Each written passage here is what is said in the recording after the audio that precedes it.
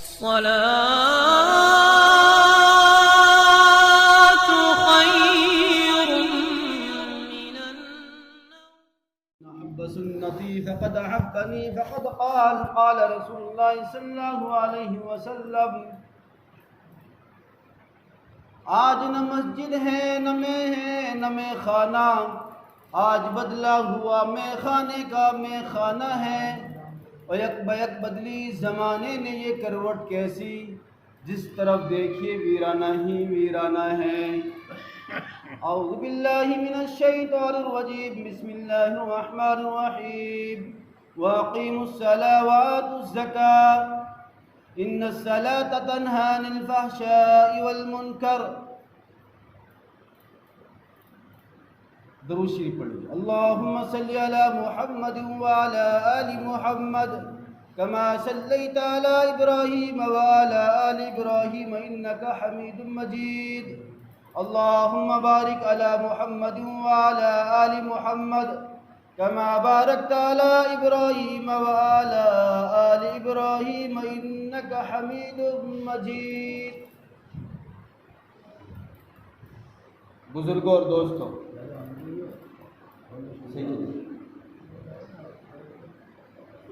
میں نے آقا نامدار تاجدار مدینہ سرکار دو عالم صلی اللہ علیہ وسلم کی ایک حدیث مبارکہ پیش کی ہے اس خطبے کے اندر، اور اس رب کا جو قرآن ہے، جو مقدس کتاب ہے، اس کتاب کے اندر سے دو آیت پڑھی ہیں۔ اب مجھے مختصر سی ان کے اوپر جو ہے روشنی ڈالنی ہے۔ دعا کیجئے اللہ تبارک و تعالی ہم سب کو سن کر کے عمل کی توفیق عطا فرما دے۔ اصل بزرگوں دوستوں، مولوی، مفتی، انجینئر، پروفیسر، یہ تمام چیزیں بننا ایک طرف ہے، لیکن زندگی کے اندر کوئی چیز کا آ جانا، اس کے اوپر کھڑے ہو جانا، وہ چیز الگ ہے۔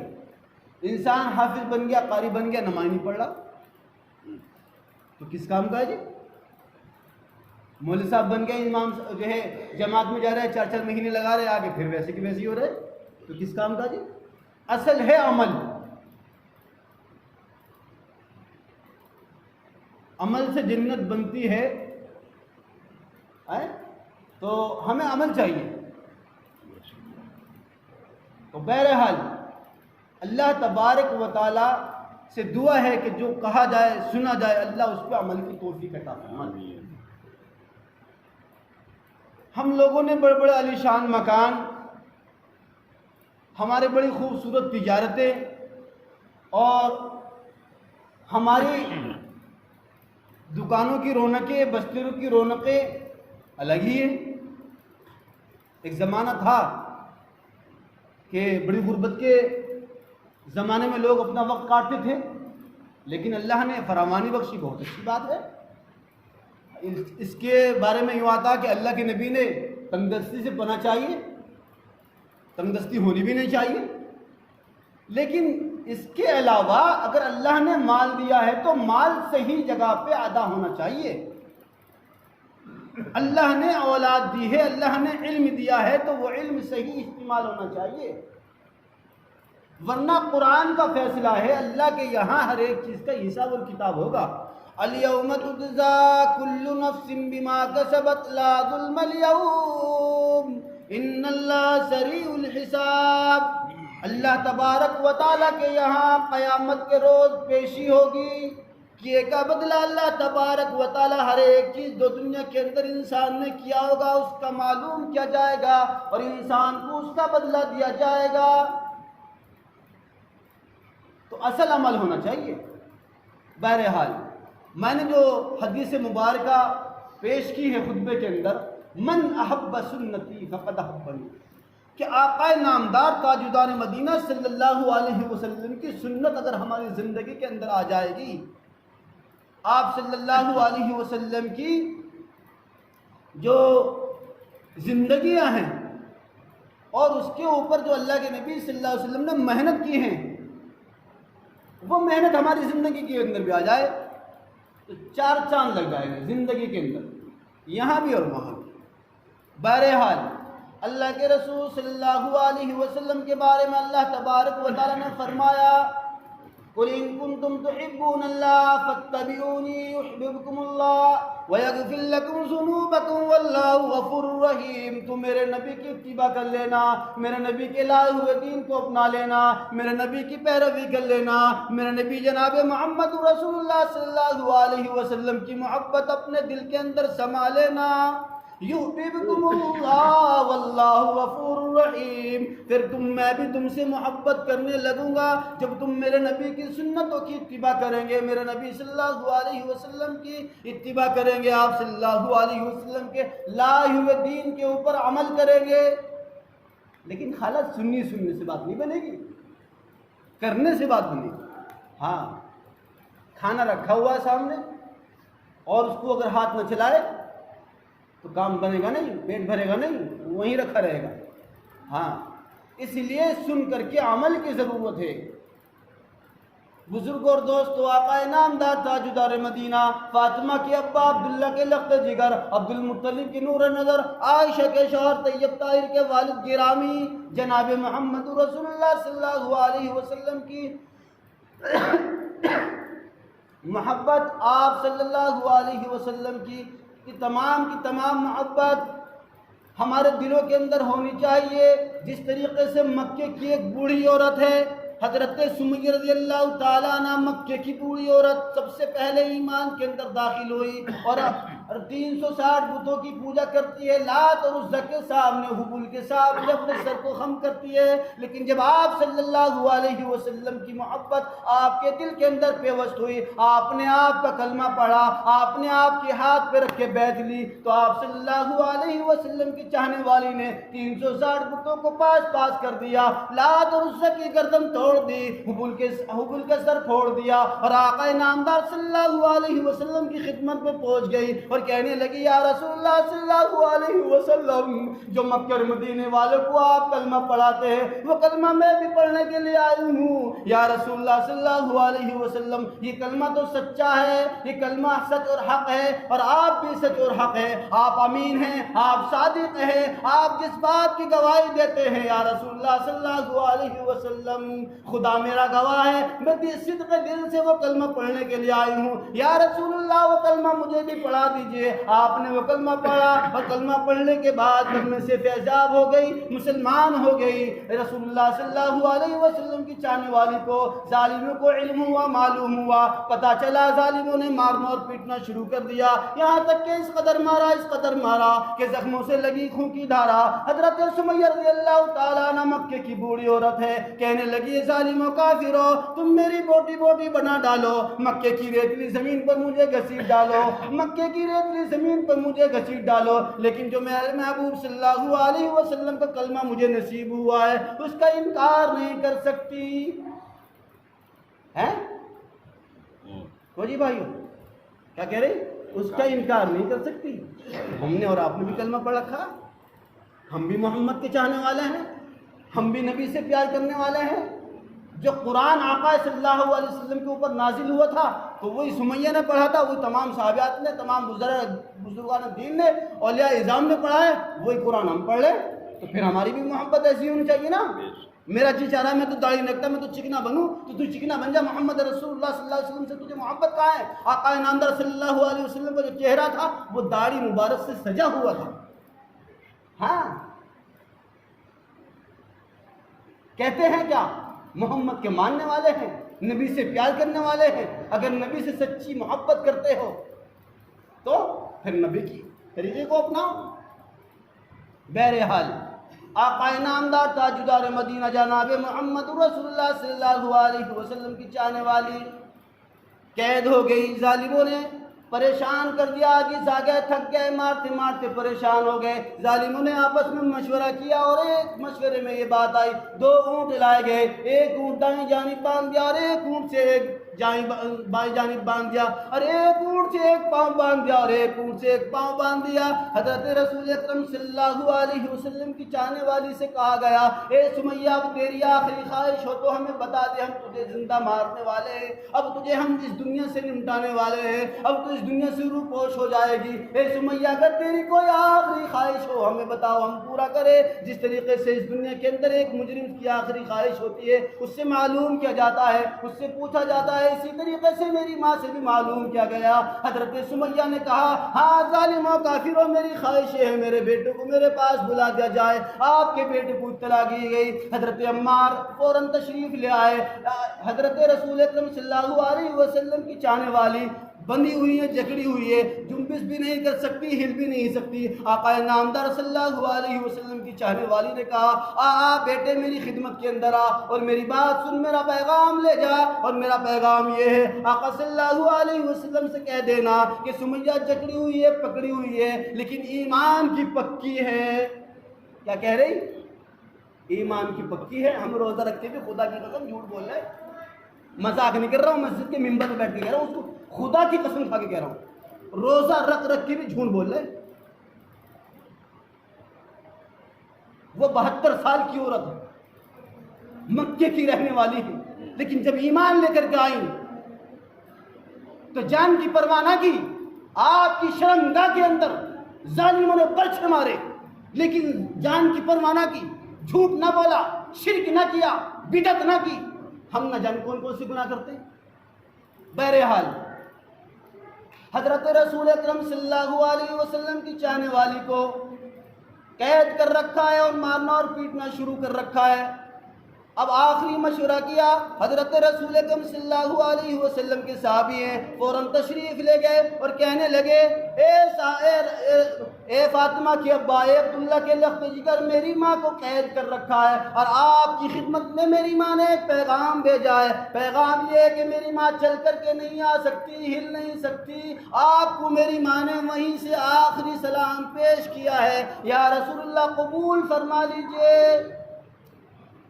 آپ صلی اللہ علیہ وسلم نے وعلیکم السلام کہہ کر کے رہا نہ گیا, فوراً تشریف لے آئے اور کہنے لگے سمیہ اپنے کلمے کی پکی رہنا, ایمان کی پکی رہنا, کلمے کا انکار نہ کر دینا, محمد کی محبت کا انکار نہ کر دینا. فرمایا اے میرے آقا, اے فاطمہ کے ابا, اے عبداللہ کے لگتے جگر, اے عبد المطلب کے نور نظر, میں نے آپ کو اس لیے تھوڑے بلایا ہے کہ میں آپ کے کلمے کا انکار کروں, میں آپ کی محبت کا انکار کروں. اے میرے آقا, میں نے تو آپ کو اسی لیے بلایا ہے کہ ادھر تو یہ ظالم میرے ٹکڑے کرتے ہوں اور ادھر میرے محبوب کا دیدار ہوتا ہو. کیا ہدایت صحابیوں کی, صحابیات کیا کہہ رہی کہ ادھر تو ظالم میرے ٹکڑے کرتے ہوں تو ادھر میرے محبوب کا دیدار ہوتا ہو, اسی لیے بلایا ہے. فاطمہ کے ابا نے فوراً فرما دیا سمیہ یاد رکھ, کل قیامت کا دن ہوگا, میدان حشر ہوگا, دامن سمیہ کا ہوگا اور ہاتھ دامن محمد کا ہوگا اور ہاتھ سمیہ کا ہوگا, کسی اور کے ساتھ نہیں. محمد رسول اللہ صلی اللہ علیہ وسلم کے ساتھ جنت الفردوس کے اندر داخل ہوگی. کہاں داخل ہو رہی؟ گناہ کون سا ہے, جرم کون سا ہے, کیا کرا, اس سے پہلے کیا تھی, بولو بولو, کلمہ ہی تو بڑا ہے نا. اس سے پہلے بتوں کی پوجا کرنے والی تھی, کچھ نہیں تھا, اور کلمہ پڑھ لیا, ظلم زیادتی کے پہاڑ ٹوٹنے لگے. تو بزرگ اور دوستوں, سمجھانا مجھے یہ ہے, بتانا مجھے یہ ہے, روشنی مجھے یہ ڈالنی تھی کہ ہم نے اور آپ نے بھی کلمہ پڑھ رکھا ہے, ہمارے اوپر بھی یہی حالات ہیں, تو ہمیں اس سے گھبرانا نہیں ہے. بہرحال دوسری میں نے قرآن مقدس کی آیت پڑھی تھی, وَأَقِيمُوا الصَّلَاةَ وَآتُوا الزَّكَاةَ. اللہ تبارک و تعالیٰ نے ہمارے اور آپ کے اوپر جو صاحب نصاب ہے, ہمارے اوپر اور آپ کے اوپر زکوٰۃ واجب کی ہے. جو غریب ہے, مسکین ہے, یتیم ہے, غربا ہیں, یہ اسی طریقے سے مدارس اسلامیہ ہیں. آپ کے یہاں بھی مدرسہ ہے کوئی ہے جی؟ تو وہاں تعلیم تو ہو نہیں رہی, فی الحال ہو رہی تعلیم ہو رہی ہے. بہرحال امام صاحب نے مجھے بتایا کہ باہر کے بچے رکھنے کا بھی ارادہ ہے. اور جی ہاں, تو آپ کے یہاں جو مدرسہ ہے اس کا غور و فکر کرنی ہے آپ کی بستی کے اندر بھی. ہم جتنی بھی ہم دنیاوی تعلیم پڑھا رہے ہیں اپنے بچوں کو, میں نہیں کر رہا ہوں, میں نے خود کا بھی اپنا یہ ارادہ کیا, دنیاوی تعلیم ہونی بہت ضروری ہے اس حالات کے اندر, لیکن اس سے پہلے قرآن کا پڑھنا بھی ضروری ہے، کیونکہ قرآن میں لکھا ہوا ہے 15ویں پارے کے اندر وَقَضَىٰ رَبُّكَ أَلَّا تَعْبُدُوا إِلَّا إِيَّاهُ وَبِالْوَالِدَيْنِ إِحْسَانًا۔ جب انسان قرآن مقدس کو پڑھ لیتا ہے تو پھر والدین کی اس کے اندر کیا حقوق ہیں، والدین کی کیا احسانات ہیں، والدین کی کیا اس کے اوپر حقائق ہیں، وہ اس کو پہچان لیتا ہے۔ تو اس لیے قرآن کا پڑھنا بھی ضروری ہے، اور اتنا پڑھنا ضروری ہے کہ جس سے حرام اور حلال کی پہچان ہو جائے۔ وہاں کہاں پڑھا جائے گا؟ وہ مدرسہ آپ کا ہے موجود، الحمدللہ تعمیر کا کام شروع ہو رہا ہے۔ کھڑکی دروازے پلے وغیرہ تمہارے مدرسے کے الحمدللہ باقی ہیں، کون کروائے گا اس کو؟ ہماری اپنی ذمہ داری ہے، ہمیں گورنمنٹ سے اس کی وہ نہیں لینی۔ اب دیکھو جن دو لوگوں نے گورنمنٹ وقف بورڈ میں جو مدرسے ہیں نا، اب ان پہ ایک وہ معاملہ رکھا گیا ہے، بہرحال آپ سب جانتے ہیں۔ تو ہمیں تو حضرت مولانا اشرف علی تھانوی نے اس چیز کو میرٹھ کے جلسے کے اندر منع کر دیا تھا، ہمیں گورنمنٹ کی مدد نہیں چاہیے۔ حضرت مولانا حسین احمد مدنی نے اس کا صاف انکار کر دیا تھا، دارالعلوم کو تمہارے گورنمنٹ کے پیسے کی کوئی ضرورت نہیں ہے۔ آج گورنمنٹ کا پیسہ ہوتا تو اس کے اندر قبضہ ہو، صدقہ زکوٰۃ خیرات فطر سے چلتا۔ علماء دیوبند نے، ندوۃ العلماء نے اس سال بھی جو ہے فطرے کا جو معاملہ رکھا ہے وہ 40 روپے کے حساب سے رکھا ہے۔ فطرہ تو کم کا ہے، 35-36 روپے کے حساب سے ہے، لیکن 40 روپے حفاظت کے اعتبار سے رکھا ہے۔ تو فطرہ زکوٰۃ جو مسکین ہیں، غربا ہیں، یتیم ہیں، ان کو دیں تاکہ ان کی بھی عید صحیح ہو۔ اور جو صاحب زکوٰۃ ہیں وہ اپنے مدرسے کے اندر تمہارے یہاں رہیں گے، اور دوسروں کا بھی حق ہے، جہاں جہاں جس کا حق ہے وہاں لگائے۔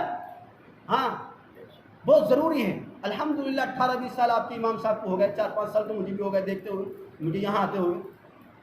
بہرحال بڑے محنتی ہیں، مخلص ہیں، اچھی بات ہے، ایک آدمی ٹکا ہوا ہے، بہت اچھی بات ہے اس دور میں۔ بہرحال دلی کے اندر ایک بات مجھے یاد آ گئی، دلی کے اندر حضرت شاہ عبدالعزیز محدث دہلوی رہا کرتے تھے۔ اب ان کی خدمت کے اندر ایک کنجوس آدمی وہاں رہتا تھا۔ اب مرنا تو دیکھو تمہیں بھی ہے، مجھے بھی ہے، سب کو ہی مرنا ہے، آخر ایک دن اس کی بھی موت آ گئی، مر گیا۔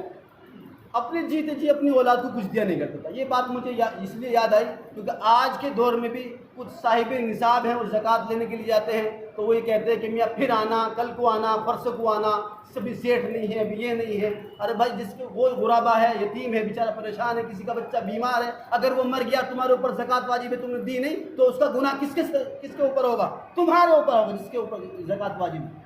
اگر اس کو ضرورت ہے تو اس کو اسی وقت دے دینا چاہیے۔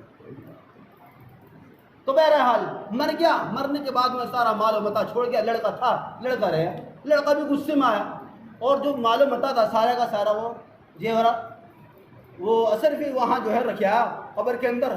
اب 2-4 دن کے بعد جب اس کو دفنا کیا گئے تو غصہ ڈھیلا ہوا، رات کو سوچنے لگا یار ابا کی قبر کے اندر میں رکھا ہے ایسے ایسے، اب وہ مال کا وہ مجھے کام آ جاتا۔ بہرحال دماغ میں یہ بات آئی کہ بھائی وہ قبر کے اندر تو رکھایا، نہ کہ اس میں بینک میں جمع کرتا کہ انگوٹھا نشان لگانا پڑے گا ابا کا۔ بہرحال رات میں ٹارچ چلی اور جو ہے قبرستان پہنچ گیا۔ قبرستان پہنچنے کے بعد میں دیکھتا تو قبر کھولی تو وہ اثر بھی ایک ایک کر کے وہ ناک پہ، کان پہ، دماغ پہ، آنکھ پہ، دل پہ، ہر ایک پورے جسم پہ چپکی ہوئی ہے۔ تو اس لڑکے نے اپنے باپ کی وہ جو چمٹی ہوئی تھی اثرفی، 2 انگلی ایک اثرفی اٹھانے کے لیے گئی، ایسی آگ لگی کہ فوراً قبر کو جوت اوپر کے آیا اور فوراً جو ہے اس کو جو ہے کبھی دہی کے پانی میں، کلمہ شورے کے پانی میں، ٹھنڈے پانی میں، برف میں رکھتا لیکن آگ نہیں بجھتی۔ بہرحال حضرت شاہ عبدالعزیز محدث دہلوی کی خدمت میں پہنچتا ہے اور یہ سارا واقعہ بیان کرتا ہے اور کہتا ہے اے بزرگ، اے بابا مجھے یہ تو بتاؤ، ایسے ایسے معاملہ ہے، اس کے اندر آگ نہیں بجھی۔ حضرت نے اس کے اوپر کچھ پڑھا اور دم کیا کہ کہا، پھر پڑھا کہ کیا حال ہے کہ کچھ نہیں، ایسے ہی معاملہ۔ پھر تیسری مرتبہ پڑھا تو کہا کہ کچھ نہیں، ایسے ہی معاملہ، بھی تو آگ نہیں بجھی اس کی۔ حضرت شاہ عبدالمحدث دہلوی اپنے وقت کے پائے کے بزرگ تھے، اللہ والے آدمی تھے۔ کہا کہ تو جھوٹ بولتا ہے، یہ دنیا کی کوئی آگ نہیں ہے، جہنم کی آگ معلوم ہوتی ہے۔ کہ حضرت تو پھر کہ آگ کیسے بجھے گی؟ مسجد میں چلا جا اور جا کر خضوع کے ساتھ میں وضو کر اور ندامت سے اور اللہ تبارک و تعالیٰ کے سامنے 2 آنسو انگلیوں پہ ڈال، جیسے آنسو پڑے ویسے ہی فوراً آگ ٹھنڈی ہوتی چلی۔ تو کہنے لگے حضرت آپ نے سچ کہا تھا، یہ آگ جب میں نے آنسو نیچے ٹپکے تو فوراً آگ ٹھنڈی ہوتی چلی گئی. آپ نے سچ کہا تھا کہ یہ بھی تو جھوٹ بولتا. میں نے نہیں کہا، یہ اللہ کے رسول صلی اللہ علیہ وسلم کی زبان سے نکلی ہوئی بات. آج ہم نے رونا چھوڑ دیا. تو یہ بات میرے ذہن میں اسی لیے آ گئی کہ کچھ لوگ آج بھی اس طریقے سے رہتے. لوگ جو ہے ہونے کے بعد بھی ہمارے اوپر صاحب نصاب اگر ہم پوری زکوٰۃ ادا کر دیں گے تو ظاہر سی بات ہے یہ جو مدارس اسلامیہ ادھر ادھر جو لوگ بھاگے پھر رہے ہیں نا. اور ایک بات اور یاد رکھو، میں ممبر پہ بیٹھ کے کہہ رہا ہوں، حالانکہ یہ ہمارے اندر یہ کھوٹ ہوگا. مدارس اسلامیہ کا کوئی بھی معاملہ ہو، کہیں کا بھی رہنے والا ہو، اس کی تحقیق کر کے دو. چاہے 10 روپے دے رہے ہیں نا، تمہارے تو جا رہے ہیں نا بھائی، تو تحقیق کر کے دو. تحقیق کرنا ضروری ہے اس دور میں.